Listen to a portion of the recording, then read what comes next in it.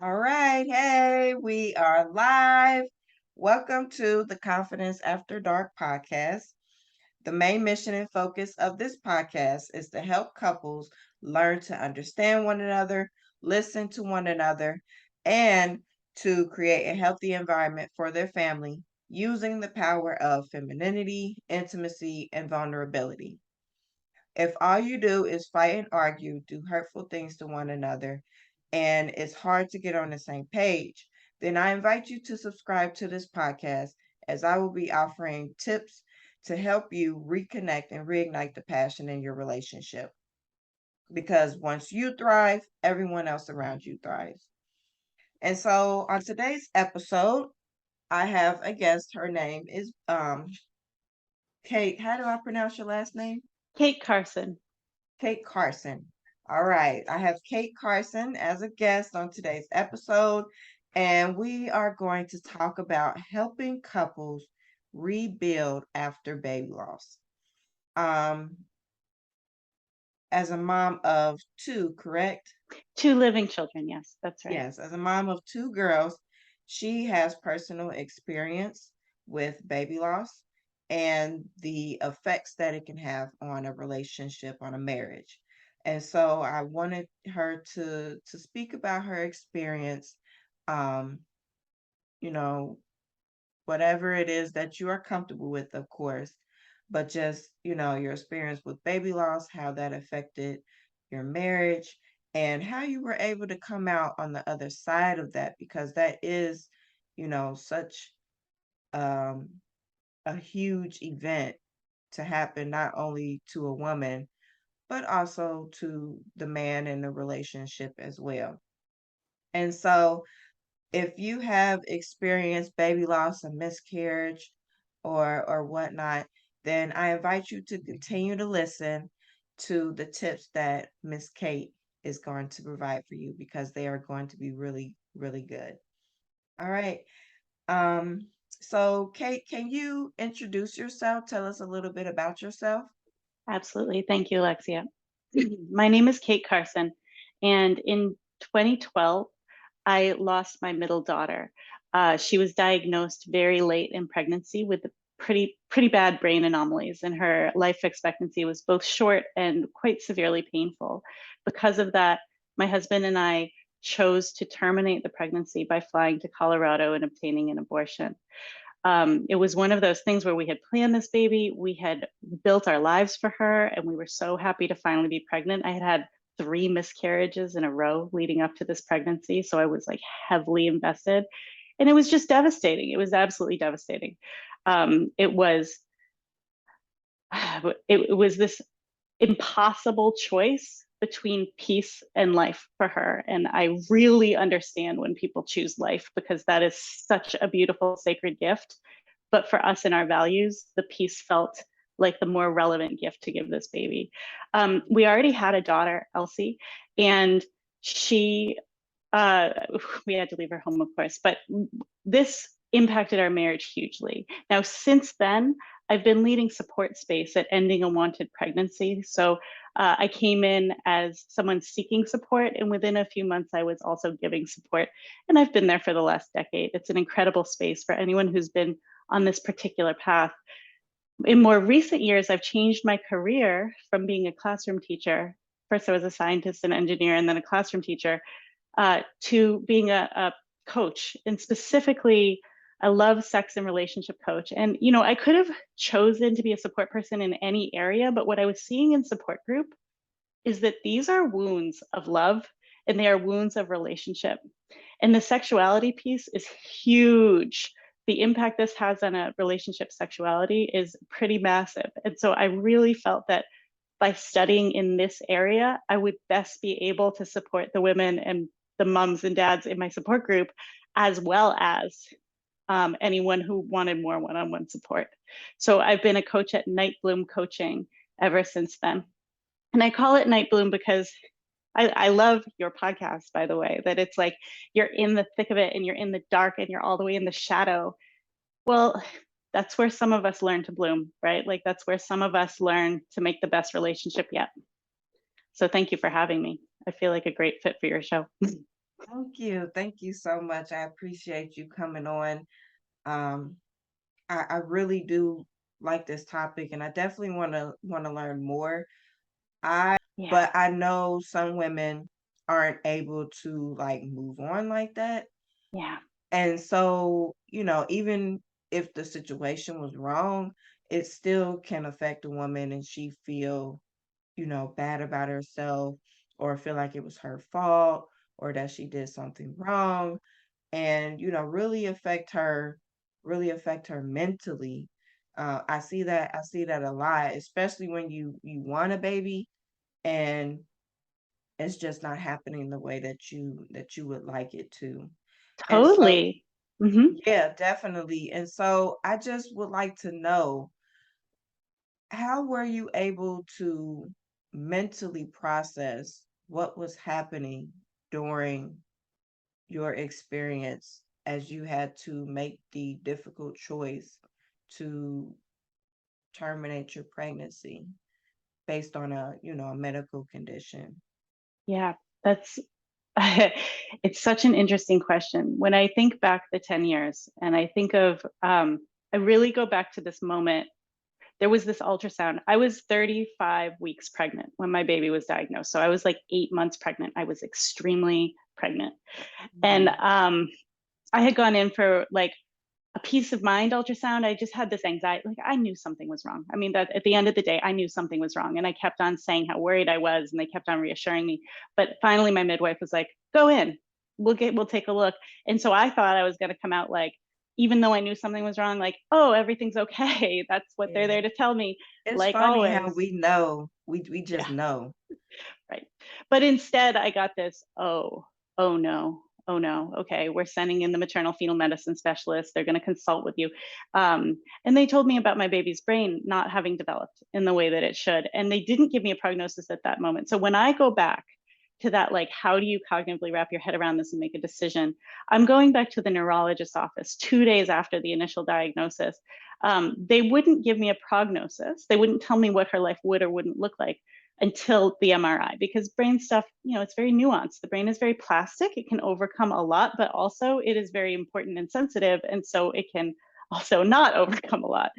So I was sitting with this neonatal neurologist, having been through an MRI, and he was just telling me, it's bad. He said, your baby is not expected to walk, to talk, to hold up the weight of her head, or to swallow. And I just remember being in that place and being like, I'm trying to imagine my baby. I'm trying to picture her. And it's just like he's taking away images from that imagined future, but I don't even know what's left. And I asked him, well, what will she do? Will she just sleep like all day? Do babies like mine just sleep all day? And he winced and he said, babies like yours are not often comfortable enough to sleep, because Mm, what she would have had is a lot of seizures. She would have had vomiting, and because she couldn't swallow, she would have aspirated her vomit, and she probably would have died in a way like that. And when he said that, like when he said she might not be comfortable enough to sleep, like not just like through the night, but like ever, right? right, right. I just had this sinking, like, oh, like, okay, I understand what I'm dealing with. And in that moment, I was in full crisis mode. So ever since the ultrasound where they brought in the MFMs, I was just in all out life or death survival stress response, right? Yeah. I wasn't eating. I wasn't sleeping. I was just crying all day until I cried myself out. And then I would like cry some more somehow. And so when I went in, I was like, it's almost like you're going into battle. Like I buck myself up and I go into the hospital, and then I hear this. And I just knew. And it's almost a felt sense. This was before I had become a somatic coach. So I wasn't very in touch with my body. But when I look at those dark days of making this decision, it was really less of a cognitive thing and more of a felt sense thing. I had just finished my grad degree in chemical engineering. So, like, I know how to do scientific research, but I did not do the scientific research. I trusted my team to do it, and my husband did a bunch on his own. He's also an engineer. Because it wasn't so much wrapping my head around it. It was more like feeling into my body and feeling for my values. Like, as I said, life, peace, like, who can make that decision? That's a horrible decision. But if I feel in my body I know what feels true to me. And in this case, what felt true to me is the longer this child lives, the worse it's going to be for her, and the worse it's going to be for me, and the worse it's going to be for my marriage and my family. And just like my worst case scenario was that she would be born into the hospital. They were going to give me a C-section because it was suddenly a high risk pregnancy. Um, and then it would be clear that she was like not compatible with life, but I wouldn't be able to stop them from resuscitation efforts. Resuscitation is incredibly painful and invasive. It's not just like so cute that people are doing CPR on your baby. It's horrible. It breaks their bones. It's just awful. And that I would not be able to intervene with that because they had told me, when they had told me she was so sick, I said, well, if she can't swallow, I don't want her to have a feeding tube. I want hospice for this baby. And they had said, oh, you can't deny the feeding tube. You can't just have hospice for a baby like this. So the decision, it was hard to wrap my head around, but I didn't really need to because I dropped out of my head and into my body and just was going on instincts, pure survival instincts. That's what got me to, I want to have an abortion. That's what got me on the plane. That's what got me to Colorado. That's what got me through the doors of the clinic, right? Once I was there, I was being held so well by my doctor and the nurses there. But when I came out of it, that's when it's hard to wrap your head around it, right? My husband and I were fortunate to be in agreement on this. He was at my side, couldn't be at my side on the airplane because last minute tickets, we were like in very different seats. Yeah. But he was there with me, and this was before COVID, so he could come into the clinic. Very sad to me is that dads can't come into the clinics right now because of COVID. So they just sit in the car all day, not able to hold their wife's hands. It's tragic. Yeah. But he was with me, and we came out and we went home. It was my 30th birthday that weekend. The weekend we went home after I had birthed the baby. This is an induced stillbirth, so I had actually like birthed vaginally, alert, awake, barely medicated. This So they didn't baby. do a C-section. Why didn't they choose to do a C-section? Or was that your decision? The C-section was 100% for the baby, for trying to extend the baby's life. So when a baby has brain anomalies like this, her muscle tone is going to be very poor. And part of coming out of the womb is the baby shimmies and the baby pushes, right? So the baby is working as the mother is working in labor. That's what was explained to me, that because she had these brain anomalies, no, of course we're going to do C-section. I had not had previous Cs, so I had had a previous vaginal birth. Everything about my body was fit to deliver this baby. Another piece, though, Alexia, is that she had enlarged ventricles, which is, it implies that she was going to get hydrocephalus, which is when the fluid builds up in the brain, right? Yeah. And they didn't know if that was going to happen before or after birth. They just knew it was going to happen sometime. And so if she had had hydrocephalus, the head can swell to an undeliverable proportion. So it can become dangerous for the mother to deliver the baby. But it was only to extend the baby's life that they were doing a C-section in the absence of hydrocephalus. Okay. So I've been holding space for abortion, and specifically this situation where you see more later term abortions for 10 years, right? So like, I know not as many as the physicians themselves know, but I probably, after the physicians, I probably know the most people who have been through this, of like basically anyone. And I have only seen a C-section done for an abortion once or twice. The reason being that C-section guarantees morbidity and increases chances of mortality for the mother. So yeah, so they're always in an abortion because you're not trying, instead of like trying to balance the mother's health and the baby's health, you're really prioritizing the mother's health and her bodily integrity. Now in my abortion, I will just say this, it's hard. It's really freaking hard, but I want people to know what happened to me. The first day of my procedure was a 4-day procedure. And the first day was education, counseling, and a euthanizing injection. So they delivered a shot to my baby's heart that eventually over time slowed it and stopped it. So she had passed by the end of my first day at the clinic. And then the next 2 days were laminaria, where they insert laminaria into your cervix and it absorbs fluid from the body and slowly, laminaria is literally seaweed. These are sterile seaweed sticks. And it absorbs and it sort of like gets spongy and expands. So the first day they expanded me to about 1 centimeter. And the second day they took that out and put in more, and they expanded me to, by the time I walked in on day 4, I was 4 centimeters dilated. Now with Elsie's birth, 19 hours of labor to get 4 centimeters dilated. So the reason they do this is to like get you there without having to labor for a full day. Right.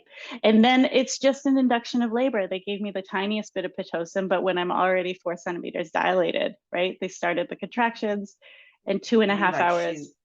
yeah, Yeah, yeah. exactly. 2.5 hours of labor later, and I was having this baby. And I'd had an epidural for my first baby. So I I was actually a little afraid. I was a little afraid of this labor. There's no anesthesiologist on staff at this clinic.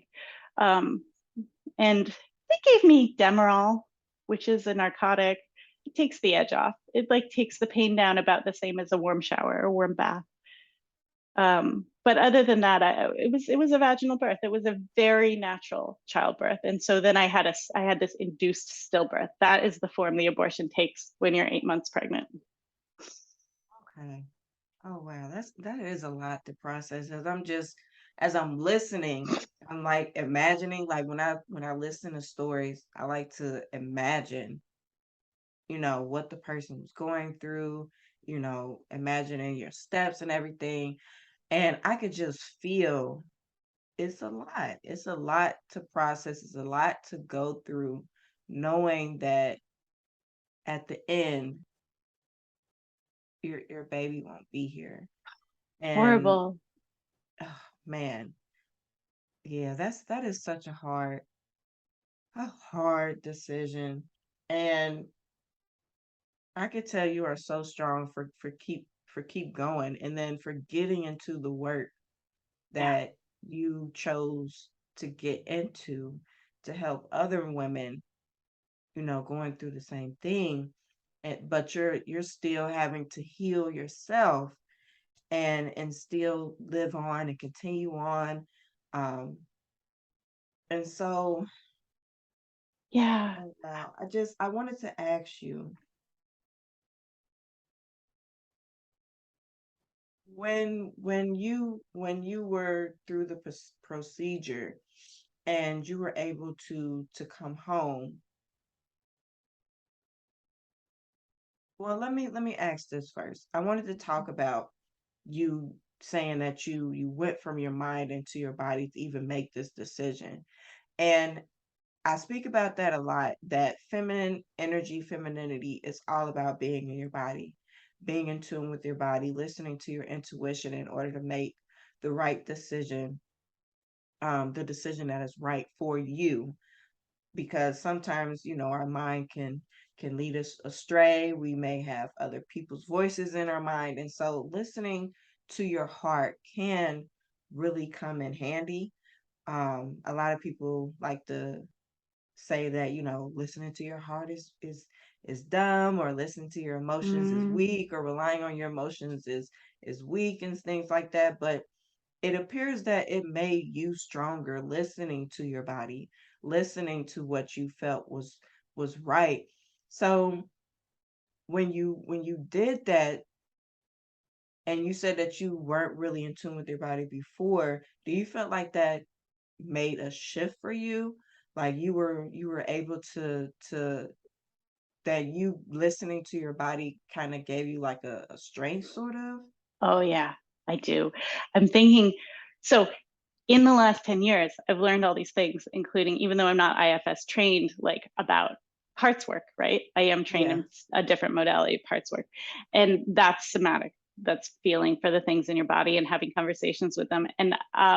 But what's so interesting to me is that when I was completely uneducated about things like parts, right? Yes.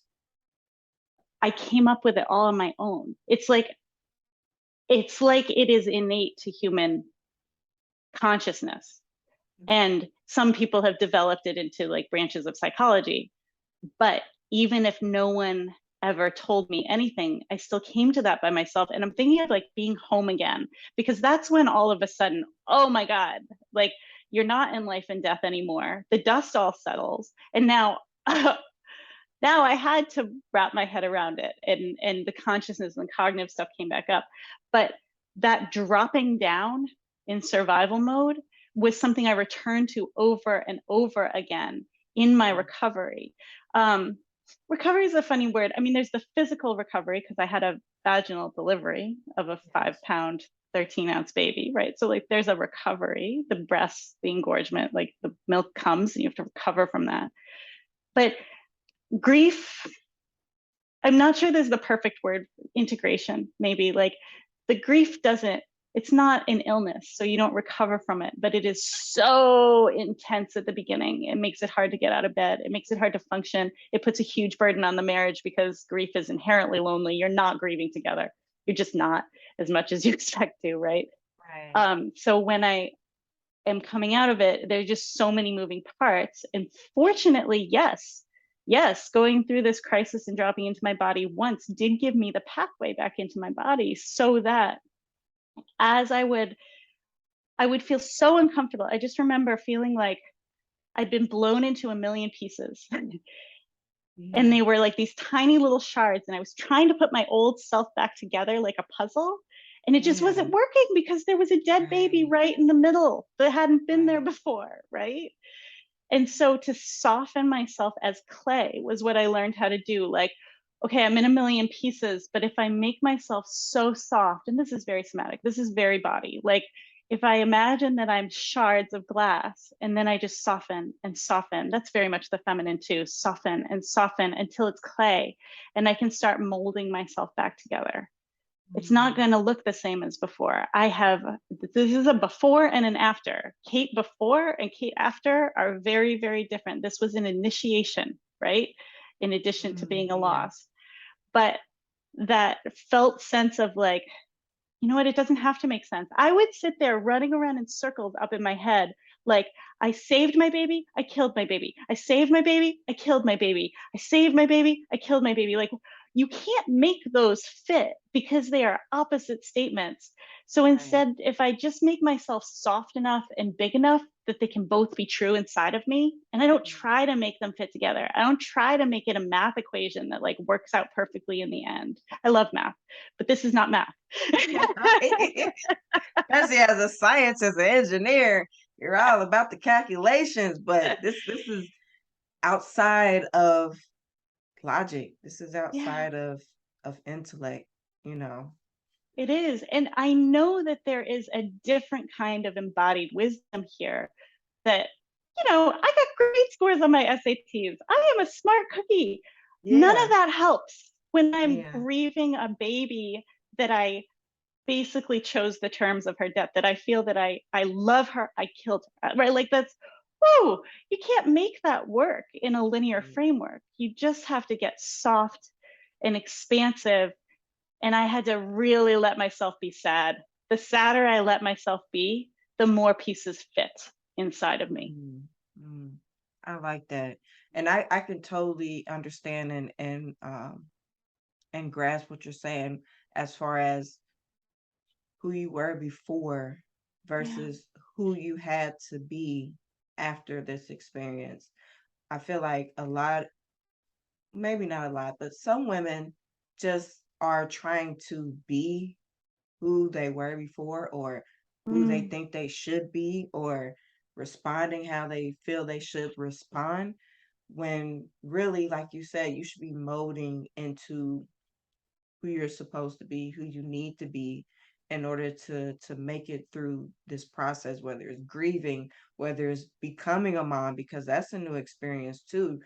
You may not be the person you were before, being a mom. And so rediscovering your identity, I think is what you're saying. Like you had to rediscover who you were, you know, um, what you wanted and how you were going to move forward. And and I think that is very important. Like you said, sometimes the pieces just don't fit, yeah. and that's okay. Yeah. We're nobody is perfect, nothing is perfect. And some people believe that chaos is the natural order of the world, of the universe. And so everything won't always make sense. Everything won't always be linear and fit. And you won't be, have this beautiful um Phoenix type experience. You just gotta roll with the punches, go through it the best that you can, grab onto what you can, and like you said, just slowly rebuilding and molding yourself into a person who is strong enough to get through that type of process. Absolutely. And I want to just go from there into the couples part of it because, yes, I had no idea who I was anymore. And Yeah. yes, I was in a place of deep pain and purgatory, trying to figure out how to hold all the pieces that I had.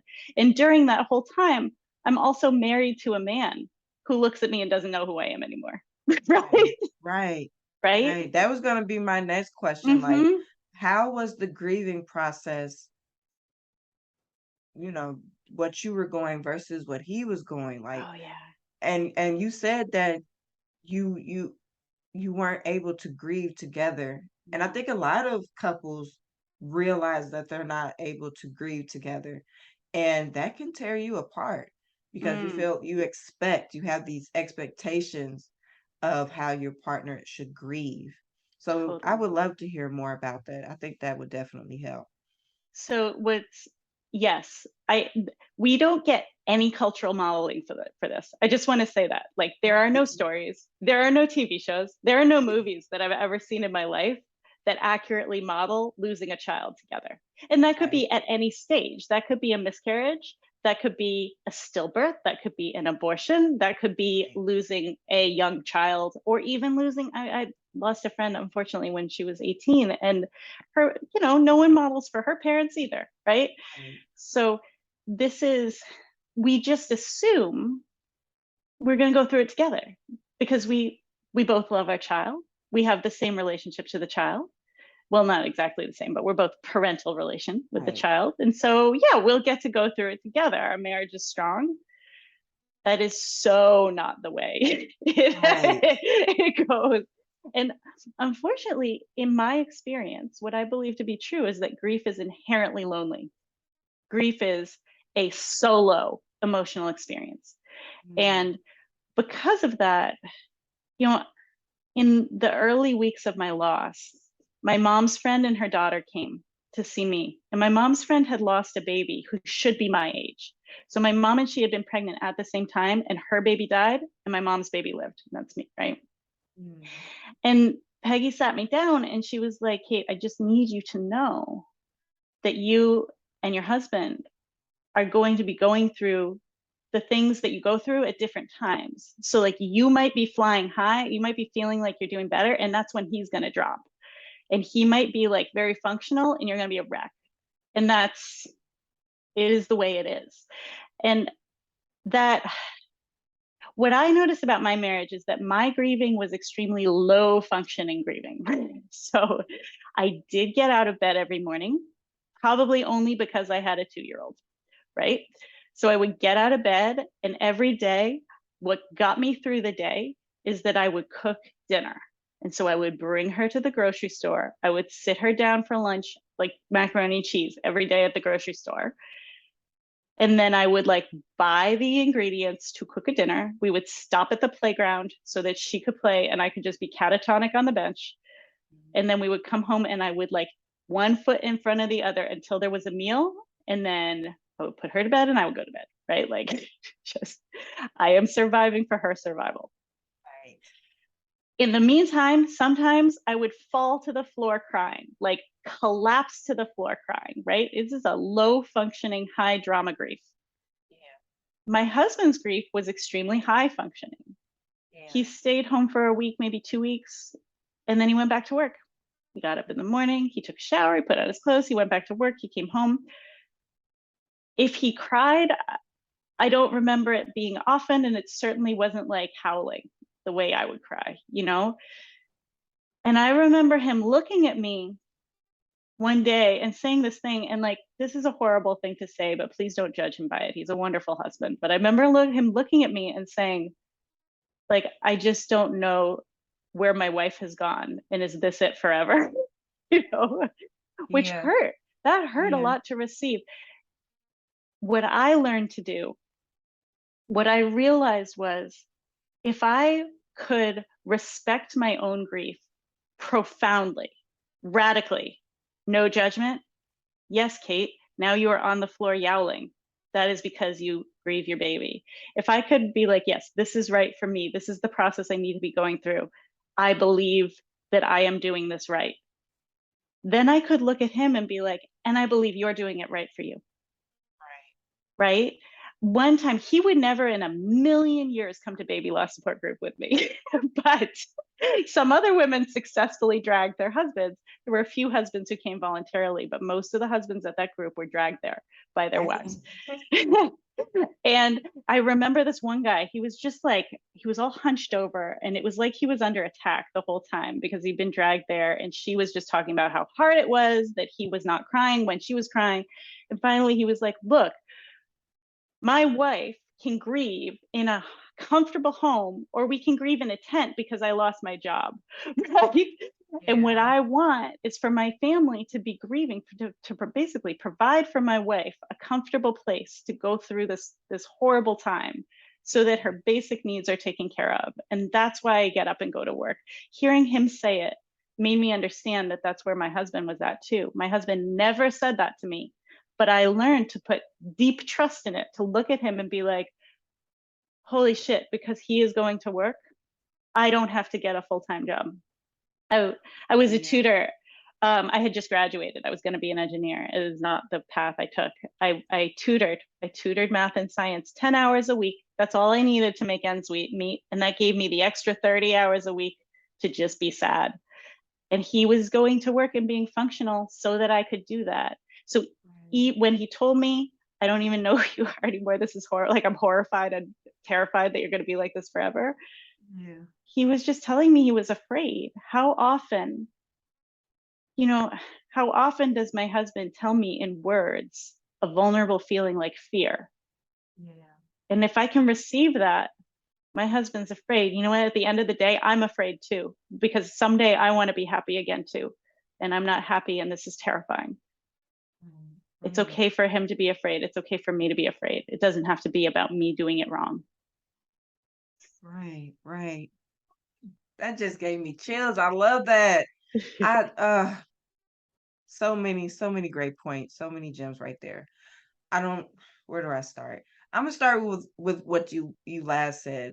That to me sounded like a fear of losing his partner. Like you Yeah, just getting so lost in the grief that, he wouldn't know how to bring you back.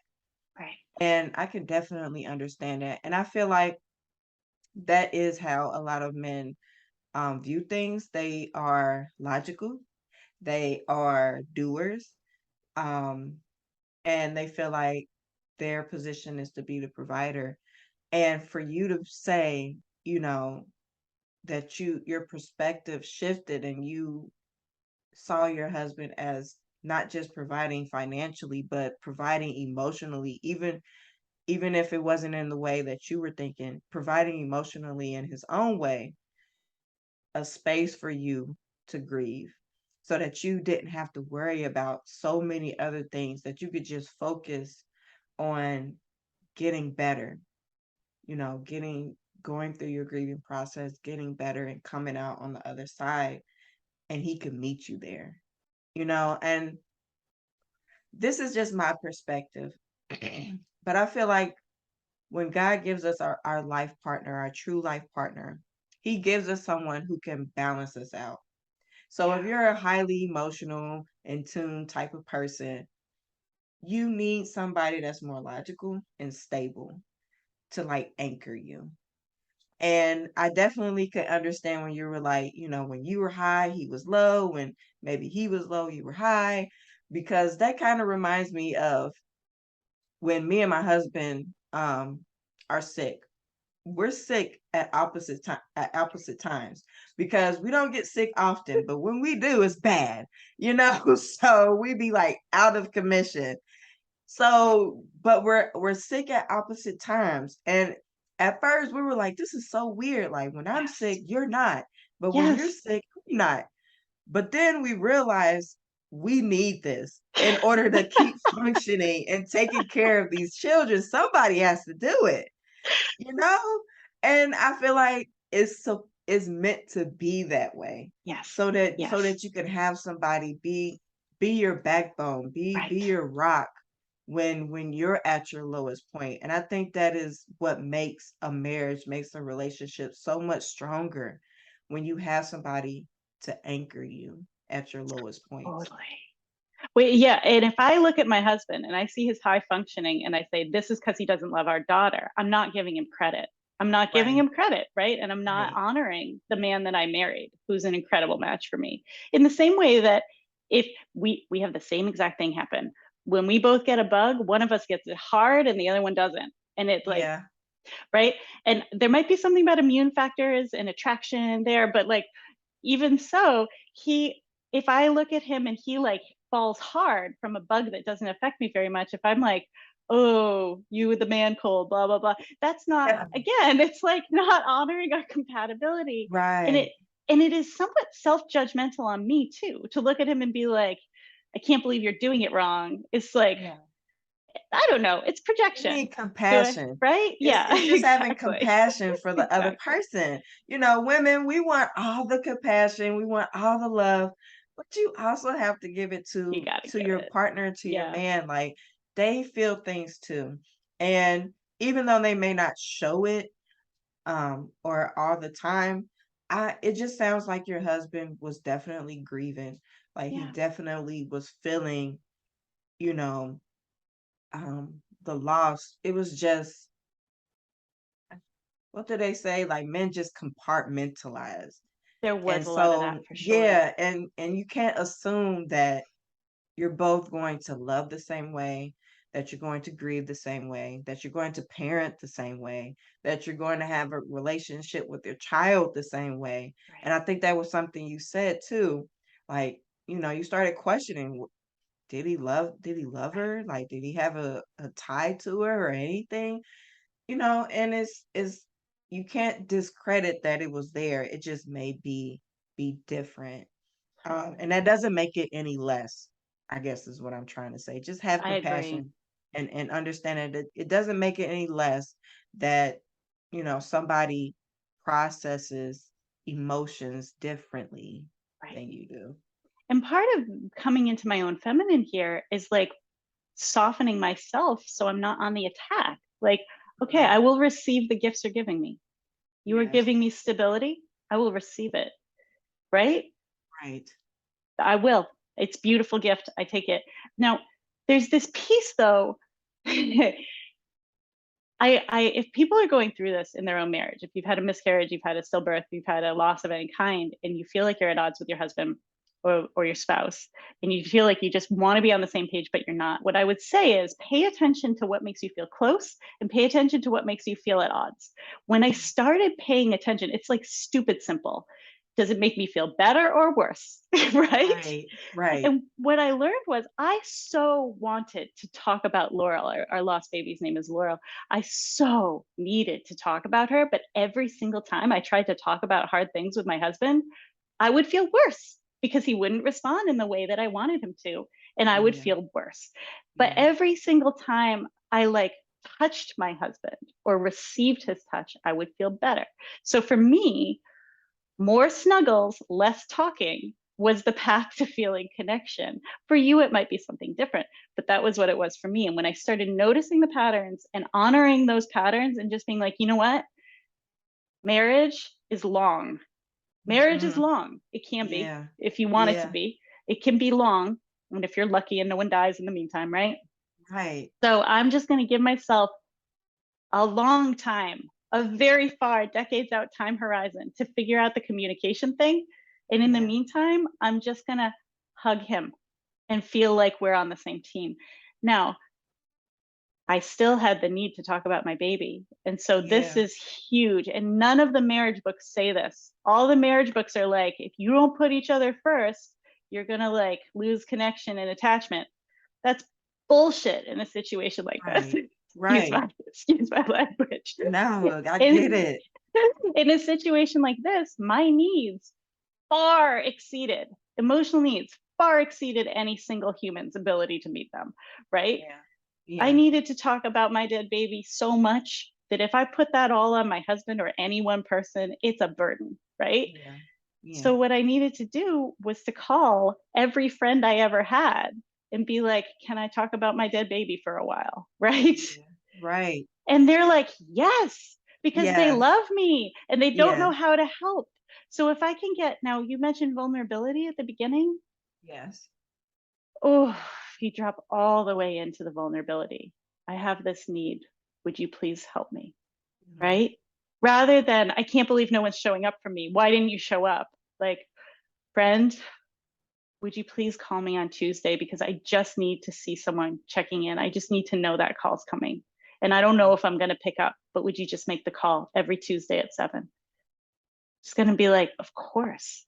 Of Yeah. course, I will call you every Tuesday at 7. Right? And then all of a sudden, my needs start getting met, not Yeah. just by my husband, but what I always say is like, if I have a pile of needs and they get met by my second choice, my third choice, my 200th choice person, they're Right. still being met. And that opens me up to loving my husband again. Right. It doesn't take So, anything away from your marriage. right. If he's my first choice and he can't do it, then he's my first choice and he can't do it. Go to Yeah. second choice, go to third choice, right? Yeah. Yeah. I definitely understand that. It that was kind of the dilemma that I was in about going to therapy. Yeah. Because my our husbands sound kind of similar. He couldn't really hold a lot of emotional space for me, but I still felt like I needed to talk about what was going on versus, just holding it all in and trying to process my mind and all that stuff. I feel like I just needed to talk to someone. And eventually I just got to the point where it was like, look, this is what's important to me. This is what I need. And that's more important right now. It's not that I don't want to talk to you. It's just that I feel like you can't really hold that space for me. And that's okay because, Yeah. we're fine everywhere else. And like you said, I feel like me being able to talk those things out and get a different perspective open me up to my husband more and being able to be more vulnerable and learn to listen more and share more because I wasn't sharing as much anymore because I felt like, oh well, I don't want to be a burden and things like Yeah. that. But now I'm like, I can share more, I could talk more about things that's going on, that's going wrong, and whatever he can't hold space for, like you say, go to my second choice, go to my third choice. And that doesn't take anything away from the connection that I'm trying to build with my husband.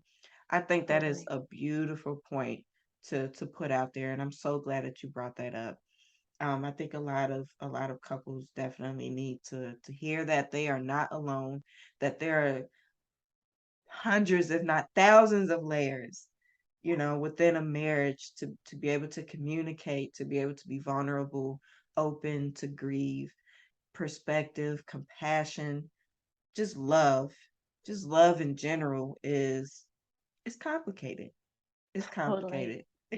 But it's beautiful. It's beautifully complicated. Yeah. Giving myself a long time horizon helps so much. At 8 years out, 8 years, that's a long freaking time, Yeah. right? Yeah. I went to coaching school, and the thing I worked on in myself, love, sex, and relationship school, I was like, I want to be able to talk to my husband about hard things. I have put Right. it off this long and I'm ready because I think that's what my relationship needs for the next level. eight Yeah. years later, I was able and ready to hold that intention without like spilling out my anger on my husband, Right. Right. Yeah. right? and and on her birthday, 8 years after, that was the first time my husband spoke our daughter's name again. Mm. Just, and I really think it's related to me coming to the point where I was personally ready to show up in communication and to raise the bar of communication in my marriage. And on her birthday, my husband said, "Do you know what day it is today?" to the girls. And he said, "It's Laurel's birthday." And that was the first time he had spoken her name in 8 years. Mm. And Mhm. it felt so free. It was what I had needed so long. Yeah. And it was Yeah. so worth the wait for me. For me, Yeah.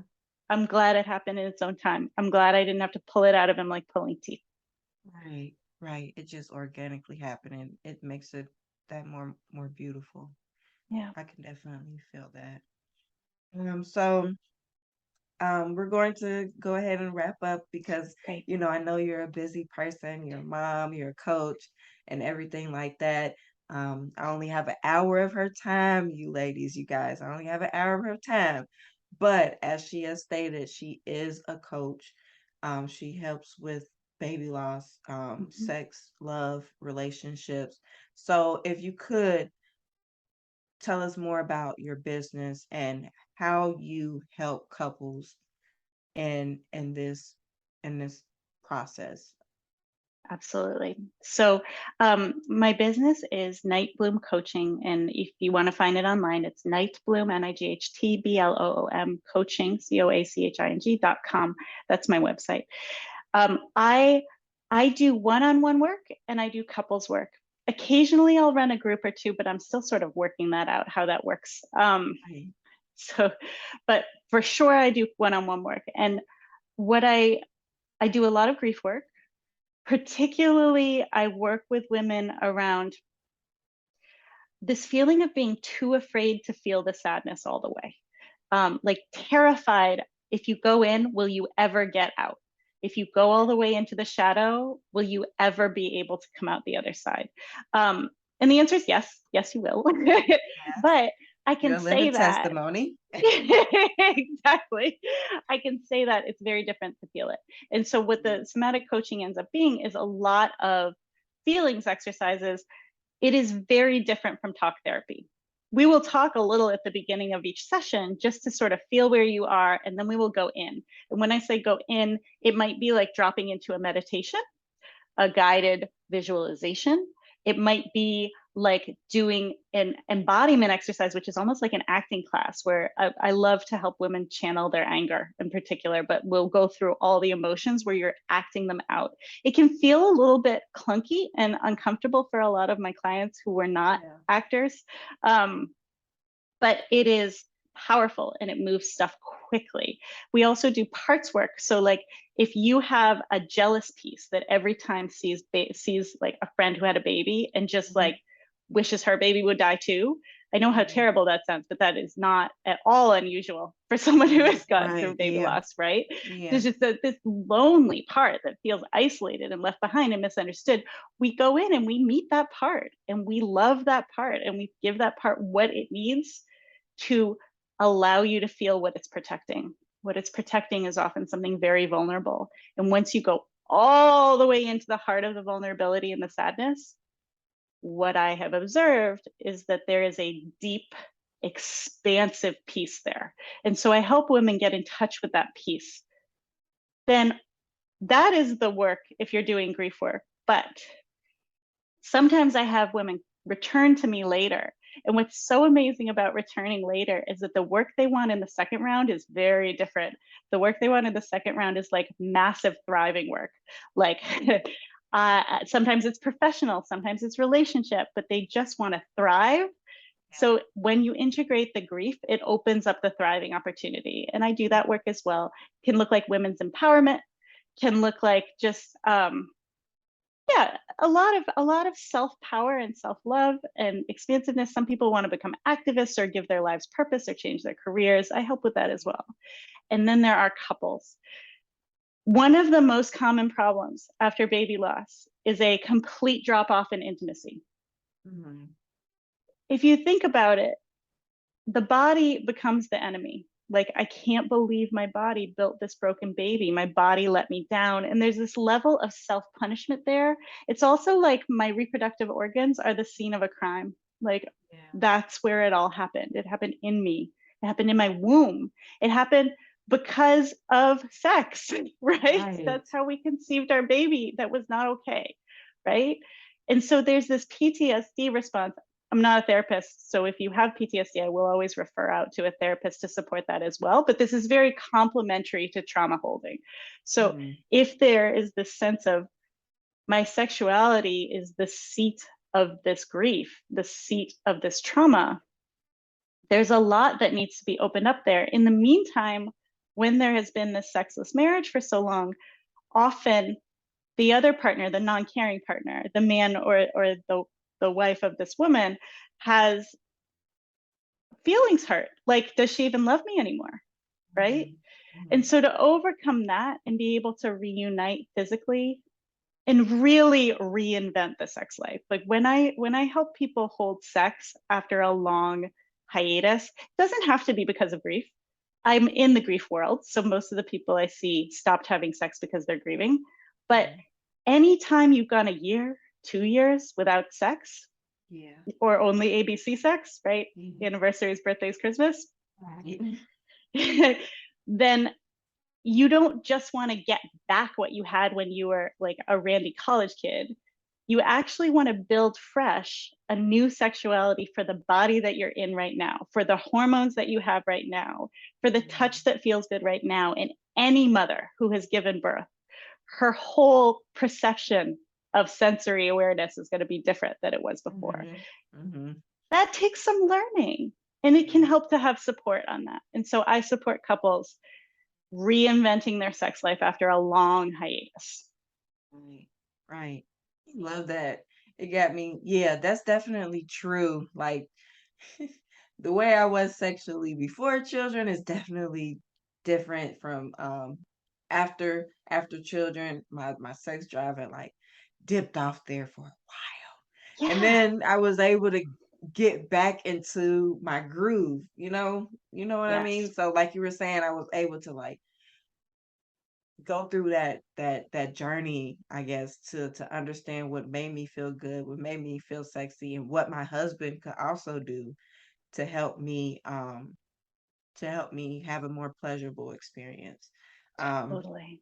so I love that. So ladies and gentlemen, because I do have both men and women who listen to the podcast, definitely any questions that you have, drop them.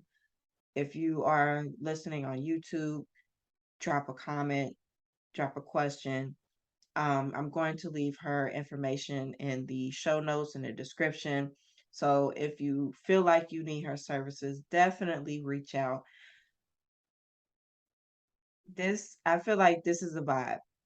And if you are feeling attracted to her energy, to her vibe, and feel like she could genuinely help you and hold space for you, don't hesitate to reach out.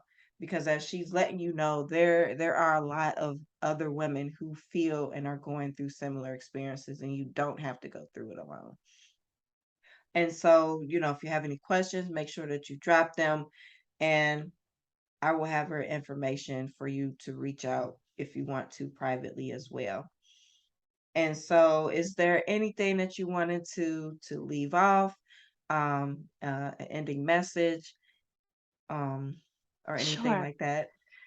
For anyone who's listening who has endured the loss of a pregnancy or the loss of a baby and is still really feeling the grief acutely from that, I think the thing I just want to close with is that I believe the grieving is the healing.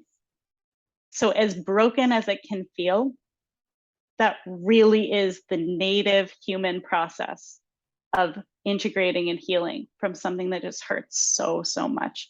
So, my biggest blessing on all of your listeners is that they're exactly where they need to be, even when it hurts, even when it hurts. And that doesn't mean you have to stay here forever. So much love to all of your listeners who are grieving right now. Thank you so much for coming on the podcast. This was beautiful. Like this really touched my spirit. I'm a vibe type of person, and this was just a vibe. Like this was just peaceful. I felt like there was a lot of good energy, a lot of positive information, advice, and I can tell that you're really good at what you do. And I just want to um, encourage you, keep going, keep doing the work that you're doing. A lot of women definitely need it, as you know, and just um, just keep being the beautiful person that you are. Thank you so much, Alexia. It was such a pleasure to come on and talk to you. And I love the mission of your show. It's so important. It's so Thank important. you. Thank you. And to all my listeners out there, make sure that you check the show notes in the description to see additional information and resources for you to reach out to. Make sure that you follow us on social media. Visit the website for additional resources and subscribe to the podcast and to this YouTube channel. If you're coming from YouTube, make sure that you subscribe to view more episodes, videos. I have more guests coming on to talk about a variety of topics. And again, if you have any questions, don't hesitate to reach out. All right. Talk to you soon. Bye.